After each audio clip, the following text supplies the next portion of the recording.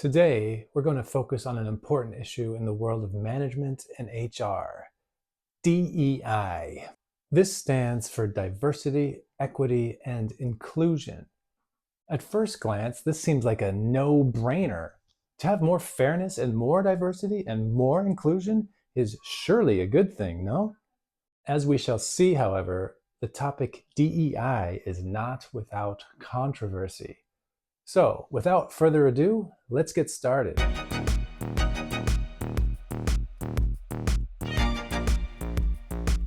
Diversity, equity, and inclusion initiatives in the workplace are designed to promote a fair and inclusive environment for all employees, regardless of their background. Yet, these initiatives often lead to controversies and debates. One of them is that DEI policies unfairly favor or prioritize certain groups over others. For example, some employees may believe that hiring practices prioritize diversity over merit, meaning that the most important thing is that an applicant fulfill the quota or meet the necessary number of diversity applicants. So instead of focusing on the most qualified or most skilled candidate, companies that operate on strict DEI policies might lead to some questioning if these companies hire solely or exclusively on merit. Simply put, some people criticize that companies just want to look good or be politically correct instead of choosing the best, most qualified employees.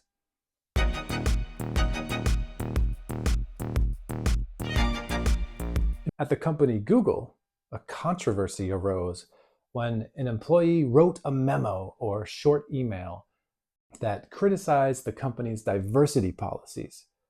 This employee argued that biological differences between men and women could actually explain the gender gap in the tech sector.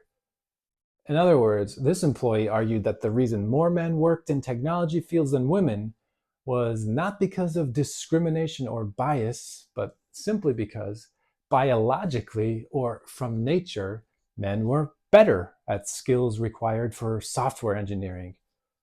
Obviously, this is not a politically correct opinion, but what created or sparked the controversy was how Google responded to this memo, because they fired the memo's author.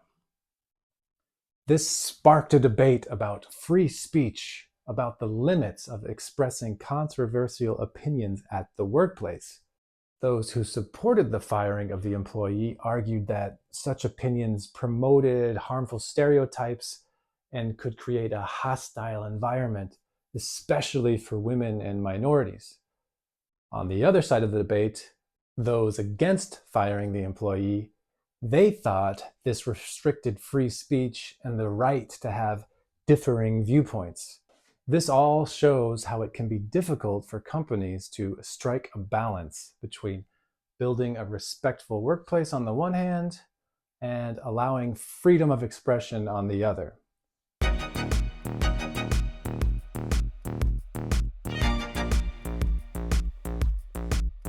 Another controversy in regards to DEI initiatives are diversity training programs.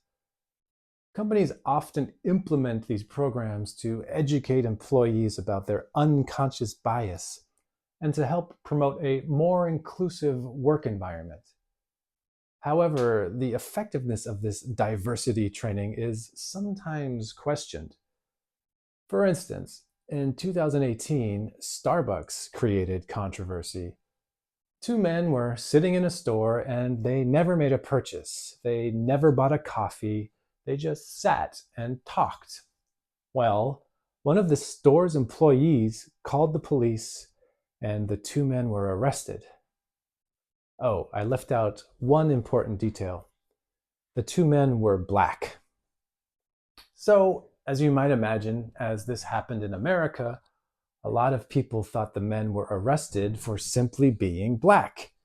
Many questioned whether two white people just sitting in a Starbucks would also be arrested. Starbucks closed over 8,000 stores for a day, and instead of regular business, they conducted trainings on unconscious bias for their employees. And while some praised the company's quick action, others criticized it as a mere public relations move that would not result in any meaningful change. These critics argue that one off training sessions are insufficient and can even be counterproductive because some employees will feel accused for being racist, even though they didn't do anything. In other words, some employees might feel defensive. All of this highlights or shows the challenge of implementing DEI policies without creating anger among employees. For example, as mentioned at the beginning, some initiatives include setting diversity quotas or targets for hiring and promotions, or advancements at work. So, yes, the point of these measures is to give more jobs to typically underrepresented groups. But this then leads to people thinking that these individuals are hired or promoted solely to meet diversity targets. In other words, these underrepresented groups aren't hired based on merit. Obviously, if this were true, it would undermine the achievements of those who truly are qualified. And for those who are hired in such a way, people would question their competency and ability to do a good job. Unsurprisingly, DEI initiatives often mirror or reflect political and cultural values, especially in regions with different views on social justice issues.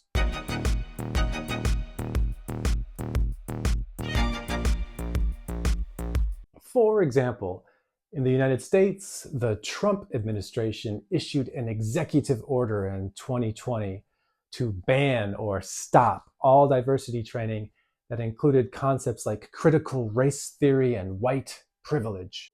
Basically, critical race theory is a way of looking at history and focuses on how racism and unfair treatment of minorities is built into the social system, is built into the laws and into the education system.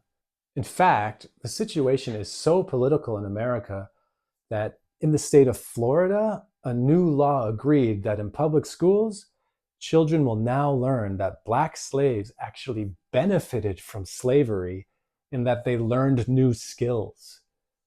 People against critical race theory say that our children will have a negative view of America if they always learn how evil slave owners and how evil slavery was. In short, they argue these concepts are divisive and promote a negative view of America. In the corporate world, DEI initiatives also face challenges as they try to guarantee that all employees feel included and valued. Efforts to promote gender diversity, which focus on increasing the representation of women, might overlook other aspects of diversity, such as race, sexual orientation, or disability. Simply put, if you focus on helping one group, another group might be hurt or feel left out. As a result, this would lead to a situation where some employees feel that their unique challenges and perspectives were not really seen. For all these reasons, companies need to consider these complexities when designing and implementing their DEI policies.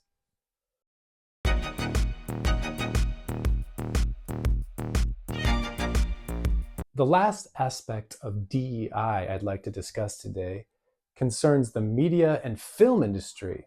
The hashtags OscarsSoWhite campaign, which began in 2015, highlighted the lack of diversity in Academy Award nominations. The campaign brought attention to the issue of racial representation in Hollywood, and it led to people calling for the Academy of Motion Picture Arts and Sciences to diversify its membership. In response, the Academy promised to double the number of women and minority members by 2020. And they also introduced new guidelines that called for more diversity when casting or choosing the actors for films. What do you think? Did they fulfill their promise? Actually, yes, they delivered even more than they promised. In other words, they surpassed their goal. I've definitely noticed the effect. In the past few years, the actors on screen and in series are much more diverse and of different backgrounds. One example was Amazon's high budget series, The Rings of Power, which was based on J.R.R. Tolkien's famous fantasy books, The Lord of the Rings. In the new series, actors of more diverse background were included in the story as well. In other words, some of the elves were black, which was not the case in the movies made before. This actually created a controversy among the fans of Tolkien's work. Some fans criticized the casting or selecting of these diverse actors because it was not true to Tolkien's original vision. These people were largely seen as racist.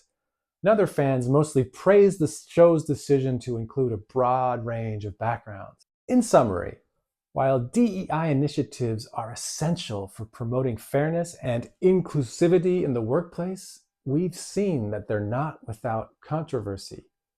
The balance between free speech and creating a respectful environment are challenges that every company must face.